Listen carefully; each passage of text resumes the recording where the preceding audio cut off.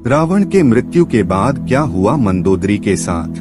मित्रों, रावण की मृत्यु के बाद उसकी पटरानी मंदोदरी सती होना चाहती थी, लेकिन राम ने उसे ऐसा करने से रोक दिया।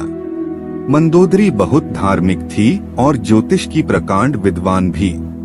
आखिर क्यों इस पतिव्रता स्त्री ने देवर से शादी करने का फैसला किया, चलिए जानते हैं आज के इस वीडियो में। मित्रों, जब भी दशहरा आता है, देश में जगह जगह रावण दहन किया जाता है।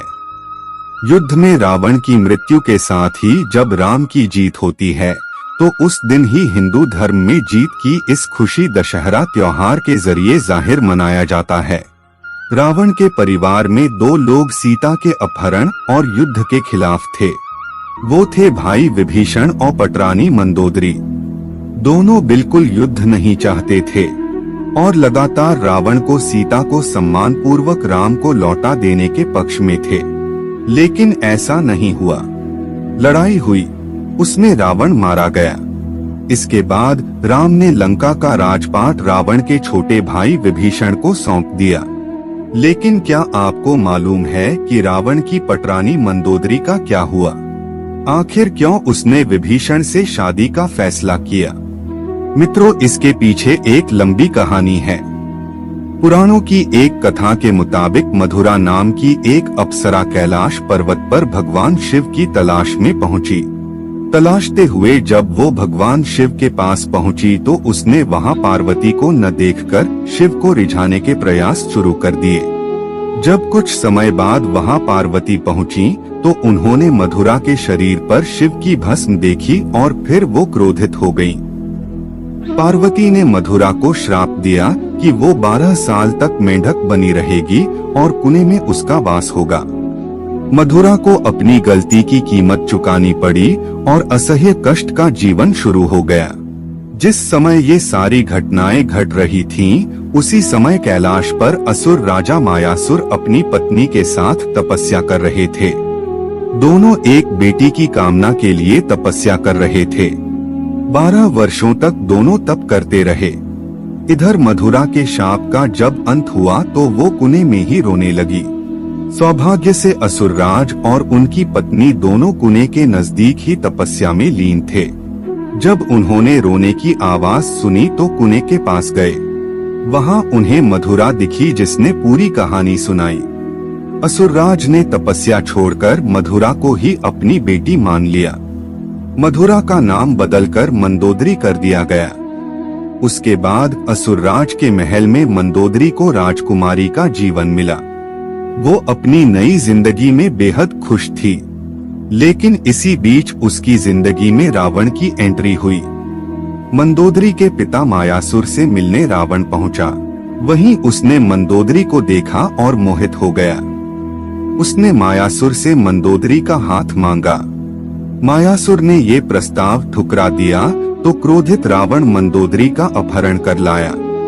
दोनों राज्यों में युद्ध की स्थिति बन गई। लेकिन मंदोदरी जानती थी कि रावण उसके पिता से ज्यादा शक्तिशाली शासक है, इसलिए मंदोदरी ने रावण के साथ रहना स्वीकार कर लिया। मंदोदरी का चरित्र रामायण में बेहद नैतिक दिखाया गया है। जब रावण ने सीता का अपहरण किया था तब मंदोदरी ने इसका विरोध किया। मंदोदरी बार बार रावण को ये समझाने का प्रयास करती रही कि दूसरे की पत्नी का अपहरण करना अपराध है, लेकिन रावण नहीं माना। आखिरकार राम के साथ युद्ध में रावण की बुरी पराजय हुई और वह मारा गया और मंदोदरी विधवा हो गई। रावण की मौत के बाद भगवान राम ने मंदोदरी को विभीषण से शादी का प्रस्ताव दिया था। उन्होंने समझाया कि विभीषण के साथ मंदोदरी की जिंदगी बेहतर रहेगी, लेकिन मंदोदरी ने इस प्रस्ताव को अस्वीकार कर दिया। कहा जाता है कि इसके बाद एक बार भगवान राम सीता और हनुमान के साथ मंदोदरी को फिर से समझाने गए। तब ज्योतिष की प्रकांड विद्वान मंदोदरी को महसूस हुआ कि धार्मिक और नैतिक तौर पर सही देवर विभीषण से विवाह करना गलत नहीं होगा। ये महसूस होने पर उसने इस प्रस्ताव को स्वीकार किया। विभीषण से उसकी शादी हुई।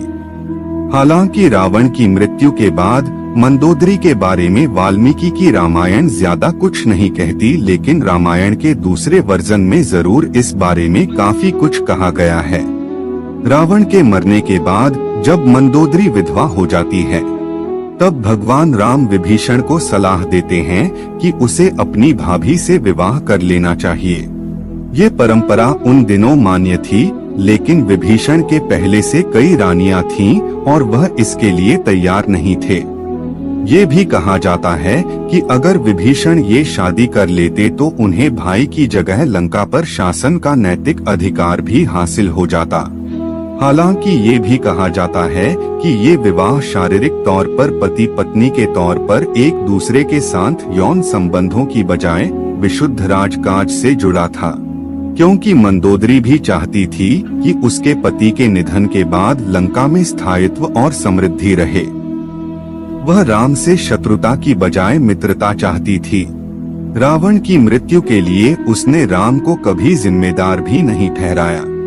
एक वजह ये भी बताई जाती है कि रावण के निधन के बाद मंदोदरी भी उसकी चिता के साथ सती होने जा रही थी, लेकिन राम ने उसे रोक लिया। इसके बाद मंदोदरी के पास देवर से विवाह करने के अलावा कोई विकल्प नहीं बचा था और इस तरह बाकी का जीवन विभीषण के साथ गुजारनी पड़ी।